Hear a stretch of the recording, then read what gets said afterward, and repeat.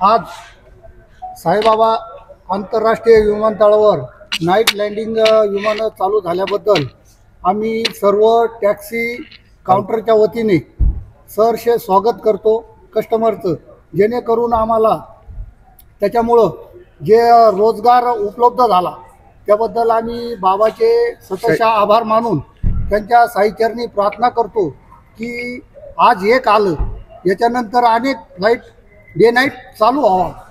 त्याच्यामुळं आम्हाला जो बाबाच्या आशीर्वादाने जे आमचं टॅक्सी काउंटर आहे आणि विमान वाढल्यामुळं आमचा रोजीरोटीचा जो विषय आहे तो फारच म्हणजे महत्त्वाचा होता।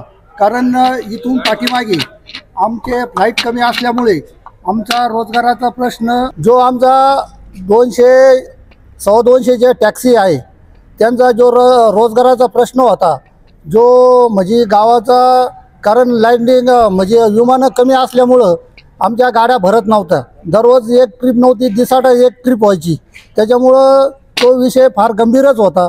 पण बाबाच्या कृपेने जे नाईट लँडिंग चालू झालं, आज एक उतरलं, आम्हाला तर असं वाटतं की आमचे डे नाईट आणखीन 10 फ्लाईट चालू व्हावा। दिवसा 9 आणि रात्रीच्या 9 जरी चालू झाल्या तरी चांगलंच आहे, कारण तेवढा आमचा रोजगार म्हणजे बाबाच्या कृपेने झालेला आहे।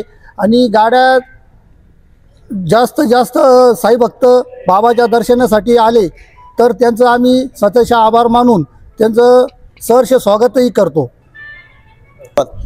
काकडी येथे नाईट लँडिंगची सुविधा चालू झाली असून या ठिकाणी काकडी प्रकल्प सेवा संस्था शाही भक्तांसाठी टॅक्सी देण्याचे काम करत आहे।